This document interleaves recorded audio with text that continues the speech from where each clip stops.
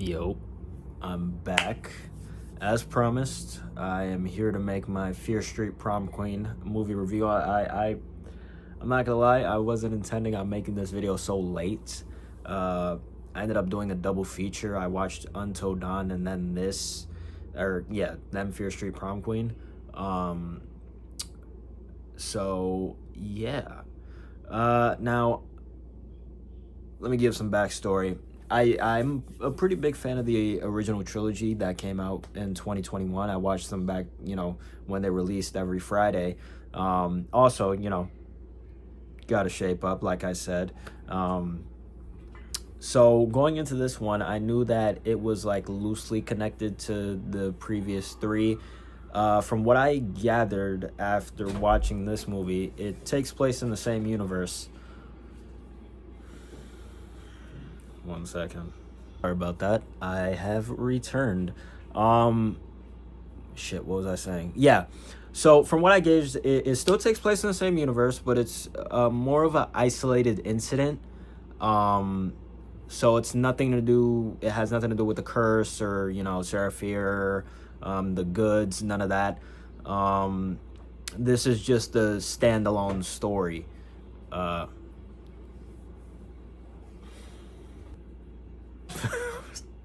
I'm sorry. This is let's pretend that the two pauses didn't happen, okay? Because they do reference Fear Street Part 2, 1978. They even show clips from the movie. They show Ziggy getting brutally murdered by the milkman. I'm pretty sure that was his name. I don't know. So it is in the same universe, and at the end of the movie, they tease at a potential Fear Street 5, because from what I heard from R.L. Stine, he's planning on making a whole new trilogy. That's what I remember in an interview that was R.L. some article I read saying that they was planning on making 3 more. So I guess that could tie in to Prom Queen and the previous trilogy.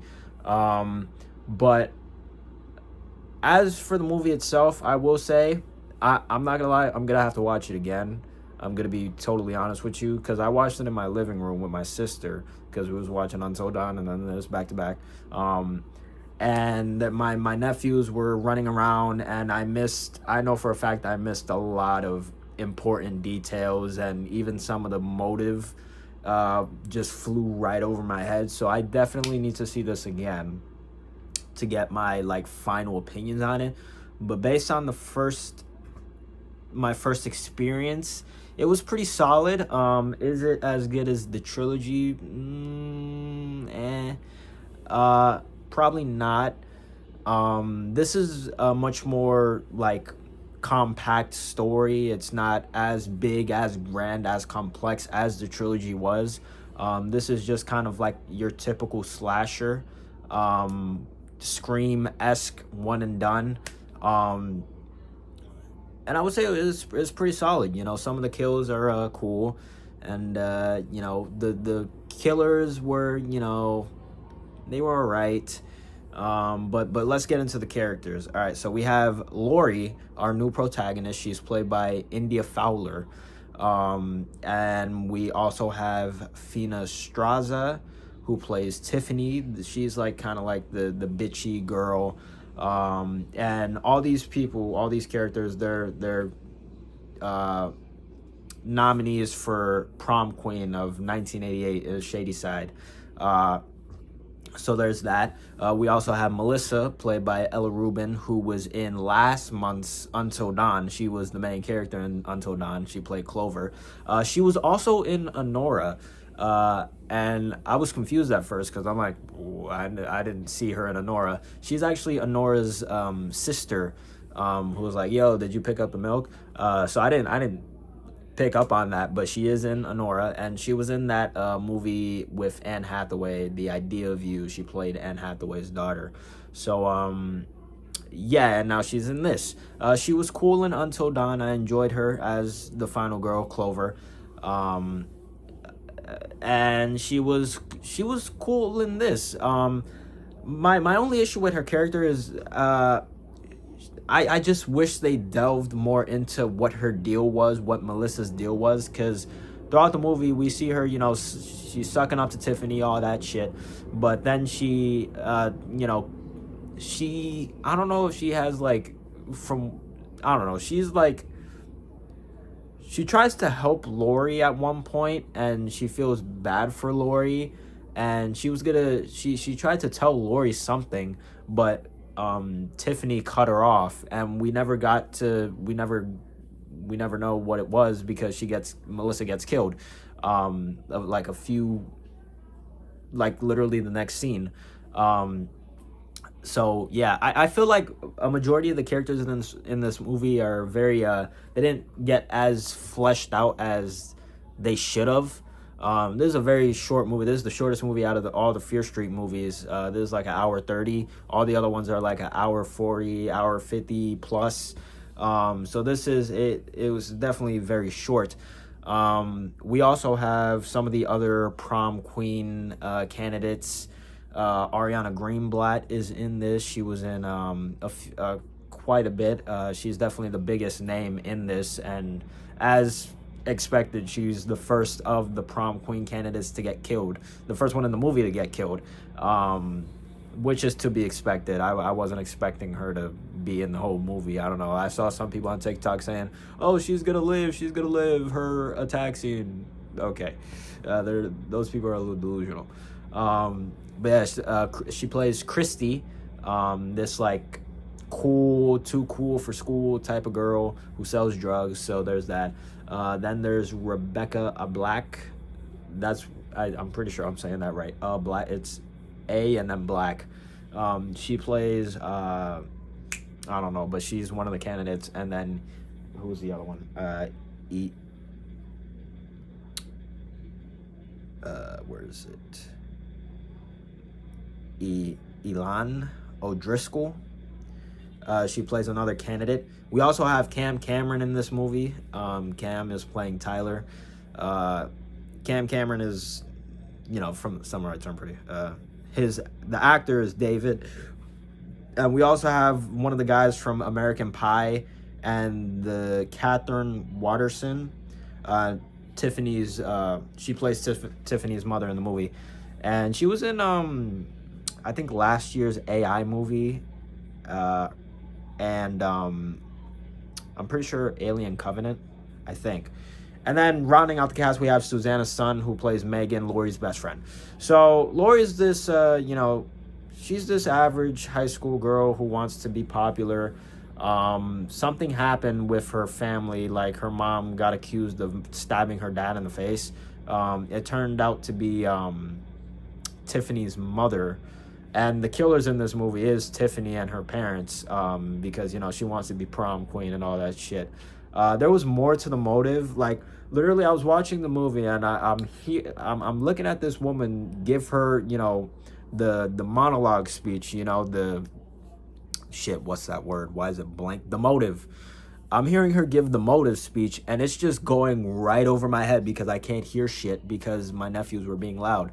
So I heard a little bit, and from what I heard, she killed Lori's dad, not her mom. So there's that. But before, so Lori, she gets like a little bit of flack because of, her family's history. She has a crush on Tyler, and Megan's this kind of like outcast who plays like weird pranks, like, pretending to cut off her own hand and shit. So yeah, that pretty much rounds out the cast. In terms of the killer, very aggressive. I like the design. It's pretty cool. It's pretty chill. I need to watch this again to fully like let it marinate in my head, because that first time experience was not a great one, considering that I could barely focus. This is why most of the time I like watching movies long, because that way I could truly be locked in, you know what I'm saying? But yeah, and in terms of the kills and the the designs, the 80s look and the music, those were all solid. From what I was hearing, they were saying, oh, these kills are fire. These are like your basic kills. I feel like I've watched so many horror movies to the point where like people glaze like certain movies for their kills, and then I see the movie and it's like, bro, this is some kindergarten shit, all right? But they were decent enough. And yeah, it Megan's a look, when it comes to Megan's like the secondary protagonist. But I did not get anything from her, and that's not on the movie. That's purely on me not being as locked in as I should have been. But I'm sure my second viewing of this, I'll like Megan much more. But as of right now, I just feel like completely neutral about her. Like, I don't really have any opinion on her right now. Lori, she was solid. You root for her. You want her to win. She does win prom queen. There's some references to other 80s movies, which was cool. And yeah, as for the killer reveal, it being Tiffany's parents and then Tiffany herself, it's to be expected. She's a bitch throughout the whole fucking movie. She gets her comeuppance though when Lori kicks her off of her staircase, and then she like falls on this fucking statue and it like impales her, so that's cool. Let's see what I guess I could talk about the kills individually. So Christie's first, she gets an axe to the back and then an axe to the head, probably. Then there's the white girl candidate, who's one of Tiffany's little lapdogs. She gets her intestines ripped out of her, and then her boyfriend gets his hands cut off, and then his face gets smashed into a door. And then there's the Guyanese woman, who's the other candidate. She gets electrocuted to death, and her boyfriend gets like one of those saws like up his face, so that was cool. Visually, the kills are all right visually, but I like that they went for it, because the Fear Street movies, the kills, they never look, the greatest, even in the first one, throughout, there's a lot of CGI heavy stuff, even in the first the first three movies, so it's to be expected, but it's, for Fear Street standards, it was pretty good. Then we have Melissa, Ella Rubin. She gets, what's that shit called? It's like a, oh my god, hatchet? We're not about to do this right now. Give me a second.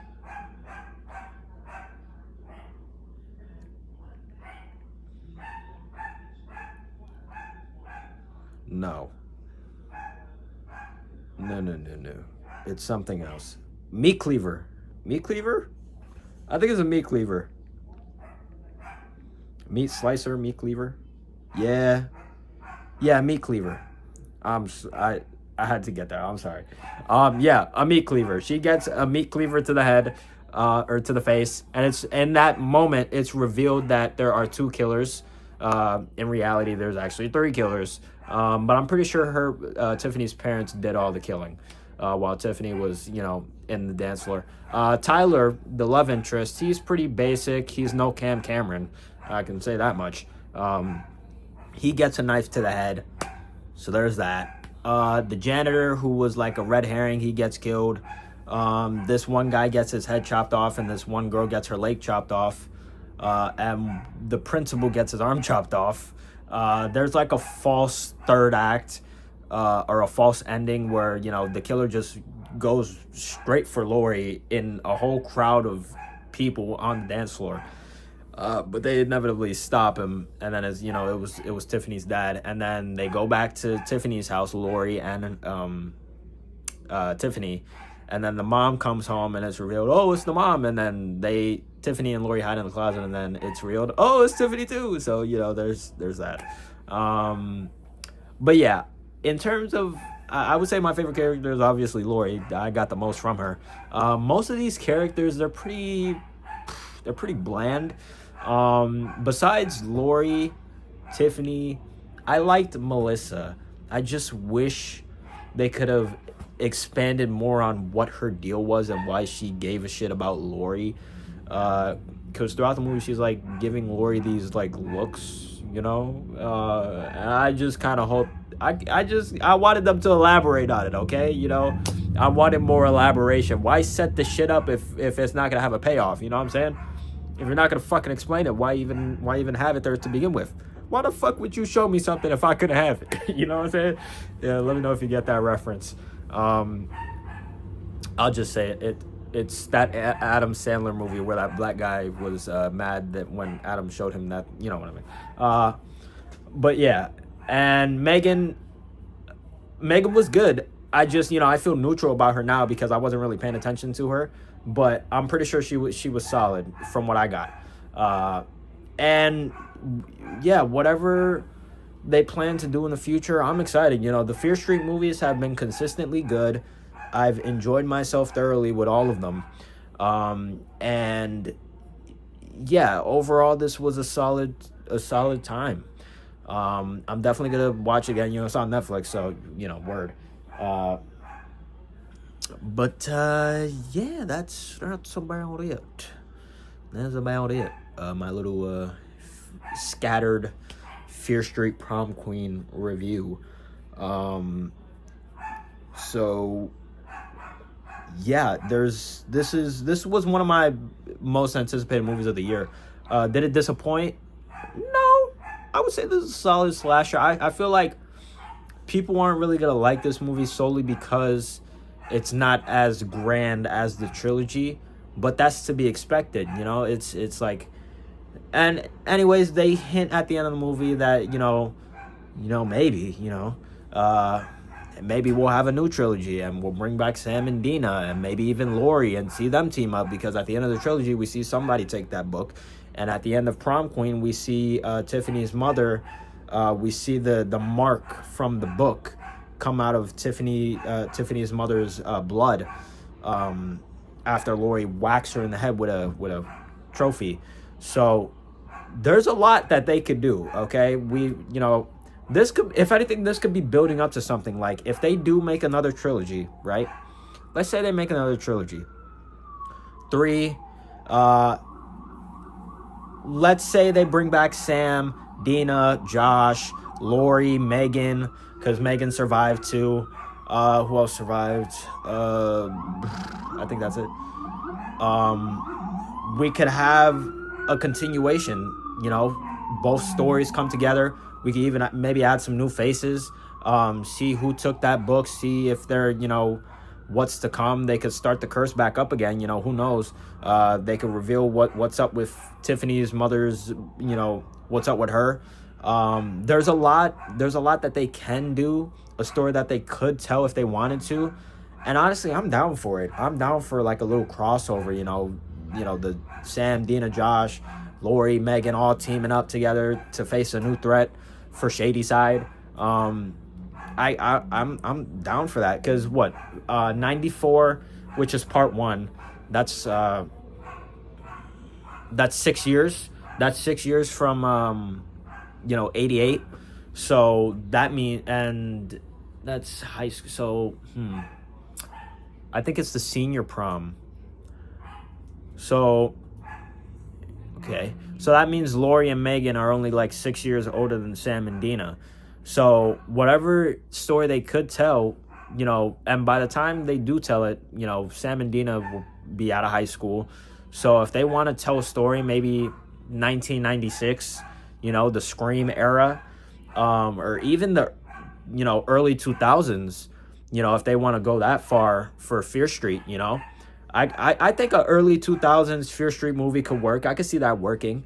The remake era, I could see that having a lot of potential, have everyone be, grown adults, and build up off of that. You feel what I'm saying? I could see that. I could see that working. And, maybe, it could be full Scream, like Sam, Dina, Lori, Megan, Josh. They could all come back as like the Sydney, Gail, Dewey, and they can help a new generation. Oh, wait a minute. Wait, let me cook. Let's say You know, Sam, Dina, they move out of Shady Side. Not too far though. Let's say Josh stays. Josh stays in Shady Side. And maybe so does Lori and Megan. Let's say they stay too. We have a new generation, new characters, and then the curse from whoever took the book, they started things up again. And then Josh is there to help the new characters, like some Scream 5 shit. And then they bring back Sam and Dina, Lori and Megan, and they team up to face a brand new threat. We could have this open up opportunities for new killers that we haven't seen before. Maybe some old faces, you know, Skull Mask, the Bat guy, you know, Tommy Slater, you know, that Nightwing killer. I can see it working, bro. I could see some like Scream 5. I know what you did last summer reboot that's coming out in July. I could see that.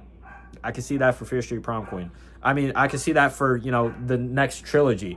And then they could literally make a trilogy off of that if they wanted to, you know? They just got to have a solid story, you know, that all flows together. And I can see it working, bro. Dead ass. But, yeah, bro, that's it. That's just me, you know, throwing shit at the wall, seeing what sticks for the future of Fear Street. Because, you know, these days you gotta have a sequel. So, yeah, I'm excited. I enjoyed Prom Queen. I'm excited for the future of Fear Street. I think it's good. It has promise, you know. This franchise has been, in terms of horror movies, this has been the best thing that Netflix has put out there. So, you know, they got to do more. But, yeah. That's it, bruh. This has been my review for Fear Street Prom Queen. Go check it out. See what you... Oh, my God, my nose. See what you guys think. And, yeah, that's it. I'm the Hero Light Legend, Tyree Figueroa, signing out. Peace.